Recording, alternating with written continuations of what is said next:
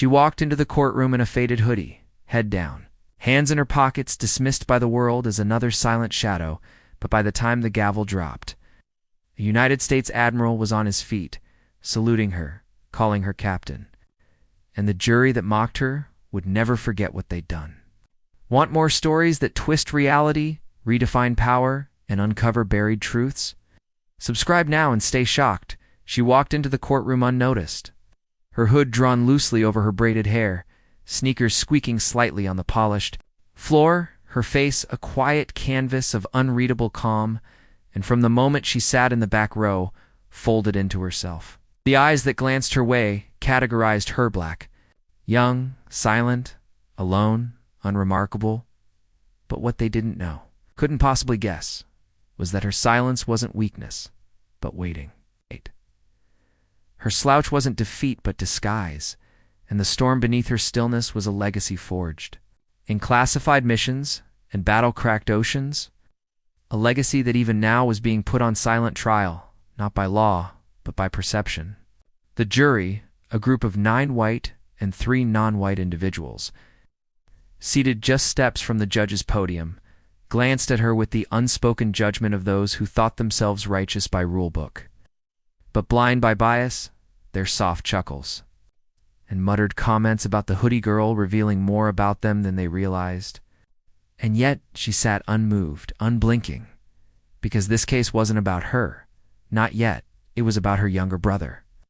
16, accused of a gas station robbery that he didn't commit, framed by a faulty security cam and an officer too eager to close a case with a brown face. And she was there not because she didn't trust his public defender, because she had seen too many courtrooms twist truth into a weapon. So she sat quietly, watching the prosecutor smile and lean on stereotypes, watching the jury nod as if unconscious of their own conditioning. And when her brother's alibi was brushed aside as convenient, when his trembling voice broke, trying to explain that he was home studying, her hands gripped her knees hard enough to leave marks, but she said nothing. Not yet. Not until the judge allowed character witnesses. And even then she didn't stand. Not immediately, letting others go first. A neighbor, a teacher, a pastor, all good-hearted, well-meaning, but none with the weight to crack the concrete. A wall of presumption that had already begun to harden in the minds of the jurors.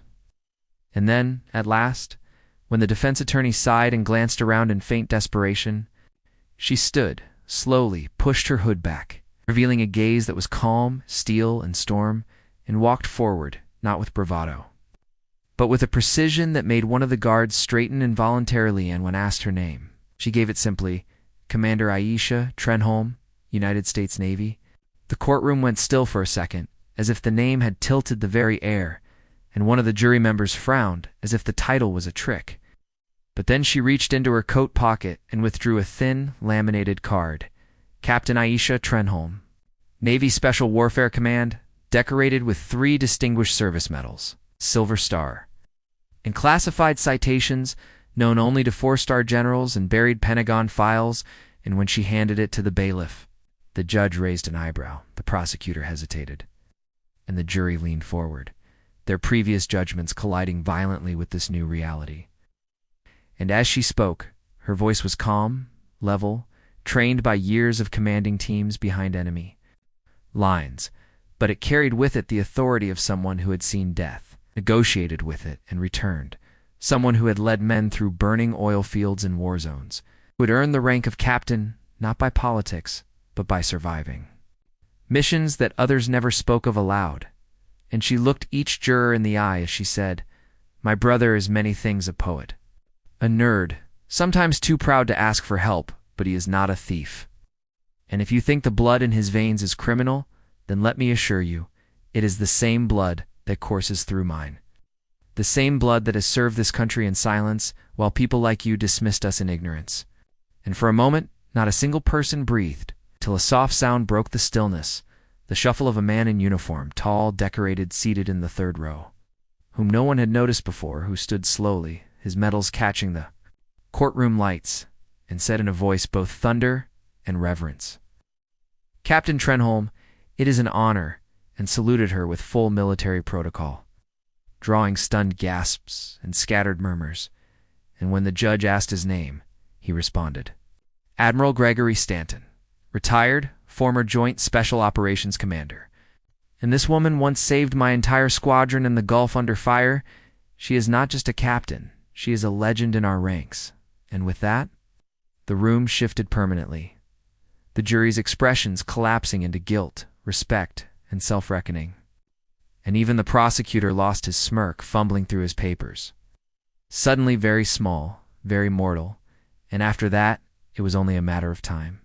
The defense submitted new evidence inspired by Captain Trenholm's own private investigation, data from GPS.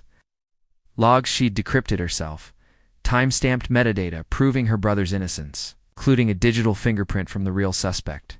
A petty thief caught in 3 other robberies, but never investigated, because he didn't fit the profile that certain officers preferred damned when the truth landed like a bomb. The jury deliberated for only 17 minutes, emerging pale, humbled, and unanimous. Not guilty, but the moment that stayed, that lived on in news articles, viral clips, and whispered conversations across the country, was not the verdict. But the moment that Admiral Stanton turned to the jury before leaving, pointed to the woman they had mocked in her hoodie, said, "That, ladies and gentlemen, is what a hero looks like, not always in uniform, not always with applause, but always watching." The courtroom remained silent for long moments after he left, and as Aisha walked back to her brother, who was sobbing with relief, she hugged him tightly, then pulled her hoodie back over her head, not out of shame, but as a final, quiet statement. She didn't need anyone's permission to be powerful. And she didn't owe anyone an explanation for how she dressed, how she carried herself, or how she'd saved lives while others made judgments from air-conditioned chairs. And though she disappeared from the spotlight after that, refusing interviews and denying biopic offers, her story lived on in whispered military briefings, in courtroom diversity trainings, and in the hearts of those who realize that maybe, just maybe, the real patriots are the ones we never see coming. So if you're still reading this and want more truths buried in plain sight, more heroes hiding under hoodies and shadows, more stories that flip power on its head, subscribe now and never miss a moment that just might change how you see the world. Asterisk.